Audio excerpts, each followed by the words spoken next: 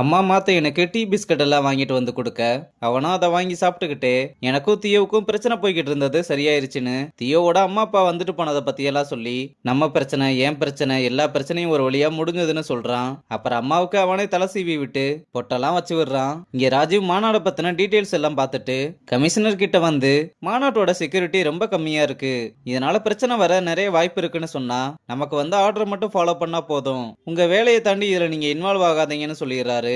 இருந்தாலும் ராஜீவ் சும்மா இல்லாம அவனோட டீமை கூப்பிட்டு ஏதோ பிளான் பண்றான். இங்க நம்ம பசங்க எல்லாம் வந்து ஏதோ கோவத்துல சண்டை போட்டோம்னா ரங்கன் கிட்ட மன்னிப்பு கேட்க அவனும் ஒழுங்கா உங்களுக்குள்ள ஏதாவது பிரச்சனை இருந்தா அதெல்லாம் தூக்கி ஓரமா வச்சுட்டு கிரிக்கெட்ல மட்டும் போக்கஸ் பண்ணுங்கன்னு எல்லாரையும் போய் பிராக்டிஸ் பண்ண சொல்லி அனுப்புறான். அப்புறம் தங்கமும் மணியும் வந்து நான் ஆட் ஷூட்டுக்கு மணியை கூட்டிட்டு போலாமான்னு பர்மிஷன் கேட்க அவனும் அதுக்கு ஓகே சொல்லிட்டு ஆட் ஷூட்டுக்கு கிரீஸும் வரான்னு சொன்னதும் இதெல்லாம் முன்னாடியே சொல்லியிருக்கலாம்ல, டேய் எனக்கே இப்பதான் தெரியும், நீங்க அவனை பார்த்து எதுவும் ரியாக்ட் பண்ணாதீங்க, போய் சூட்டை மட்டும் முடிச்சிட்டு வந்துருங்கன்னு சொல்லி அனுப்புறான். அப்புறம் நம்ம பசங்களும் சூட்டுக்கு வர மாப்பிள்ள அவங்கள பார்த்ததுமே இவங்க கூட எல்லாம் என்னால பண்ண முடியாதுன்னு சொன்னா அசைன்மெண்ட்ல சைன் பண்ணிருக்கீங்க பண்ணிதான் ஆகணும்னு சொல்றாங்க. அப்படியே ஆர்ட் ஷூட்டும் ஆரம்பிக்க தங்கத்தால சரியா நடிக்க முடியாம ரொம்பவே ஸ்ட்ரகிள் பண்றா.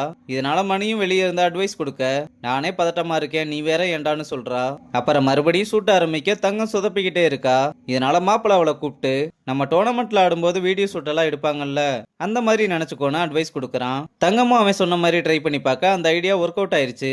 சரின்னா அவனுக்கு தேங்க்ஸ் சொன்னா எல்லாரோட டைமையும் வேஸ்ட் பண்ணிக்கிட்டு இருக்க அதனாலதான் ஹெல்ப் பண்ணேன்னு சொல்லிட்டு போறான். இந்த பக்கம் மாநாட்டுக்கு துளசி வர ராஜுவும் கமிஷனரோட பேச்சை மீறி அங்க வந்திருக்கான். இங்க தங்கமும் மணிக்கிட்ட நான் ரொம்ப பதட்டமா இருக்கும்போது கிரீஸ் ஒரு டிப்பு கொடுத்தான், அது உண்மையிலேயே ரொம்ப நல்லா ஒர்க் அவுட் ஆயிருச்சுன்னு சொல்லிட்டு தங்கமும் அடுத்த சூட்டுக்கு கிளம்ப மணி ஒரு மாதிரி காண்டாகிறான். அப்புறம் அடுத்த சூட்டும் நல்லபடியா முடிய உன்னோட டெக்னிக் நல்லா இருந்துச்சுன்னு சொன்னா அவனும் உன்னோட பவுலிங் ஆக்ஷன் நல்லா இருந்துச்சுன்னு சொல்றான். தங்கமும் அவ விளாண்ட பிராக்டிஸ் மேட்ச் வீடியோ எல்லாம் காமிச்சு மணி ரொம்ப கடுப்பாகிறான். இங்க மாணிக்கண்ணனும் ரங்கன் கிட்ட சென்னையில இருந்து வந்த ஆஃபரை பத்தி என்ன முடிவு பண்ணிருக்கேன்னு கேட்டா இதுல முடிவு பண்ண என்ன இருக்கு, என்னோட பதில் தான் உங்களுக்கே தெரியும்லன்னு சொல்றான்.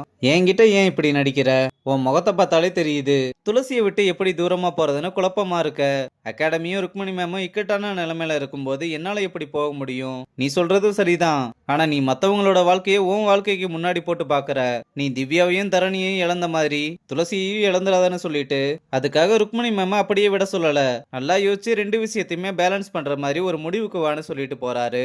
இங்க மணி சூட்டு முடிஞ்சதும் கொஞ்சம் வேகமா போலாம்னு சொன்னா அவ கிரீஸ் இன்னைக்கு உருன்னு இல்லாம ஹெல்ப் எல்லாம் பண்ணாண்டான்னு அவனை பத்தியே பேசிக்கிட்டு இருக்க.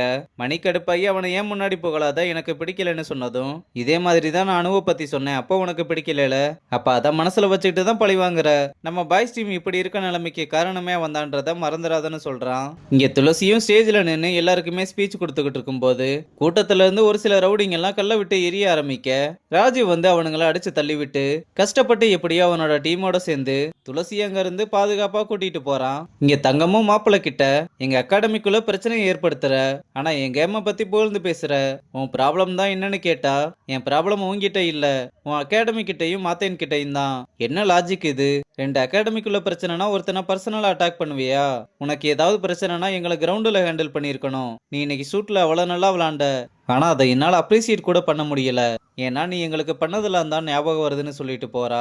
அப்புறம் மாப்பிள்ள கிட்ட தங்கம் பேச வேணாம்னு சொல்லியும் பேசினதுனால மணிய வள செம்ம காண்டில் திட்டிக்கிட்டு இருக்கான். டேய் நான் அவன்கிட்ட என்ன பேசினேன்னு தெரியுமா, ஏன்டா இப்படி பேசிக்கிட்டு இருக்க, என்ன அவன் நல்ல கிரிக்கெட் விளையாடுவான் அதானே, சரி எல்லாத்தையும் விடு நான் ஸ்டார் பிளேயர்னு சொல்லுவேல, இப்ப சொல்லு அவன் நல்ல கிரிக்கெட்டரா நான் நல்ல கிரிக்கெட்டரான்னு கேட்டா நீ தானே சொல்லி சமாளிச்சுட்டு போகாம நம்ம வேற எதையோ பேசிக்கிட்டு இருந்தோம், நீ திடீர்னு இப்படி கேட்டனா எப்படின்னு அமைதியா இருக்க, அவன் தான் பெட்டர்னு சொல்லிட்டா கூட எனக்கு பதில் கிடைச்சிருச்சுன்னு போயிருவேன், ஆனா நீ இப்படி சொல்லாம இருக்கிறது தான் கஷ்டமா இருக்கு, நீ எனக்கு பதில் மட்டும் சொல்லு போதும்னு சொன்னா மறுபடியும் பதில் சொல்லாம சமாளிக்க பாக்க இனிமேல் நீ எதுவும் சொல்ல வேணாம், உன் கண்ணே பதில் சொல்லிருச்சுன்னு சொன்னதும் டேய் இப்ப நான் எதுவுமே சொல்லலடா, இல்ல நீ எதுவும் சொல்ல வேணாம், இதுக்கு முன்னாடி எல்லாரும் சொல்லிக்கிட்டு இருந்தாங்க இப்ப நீயும் சொல்லிட்டேன்னு மனசுடைஞ்சு போறதோட இந்த எபிசோட முடிச்சிருக்காங்க.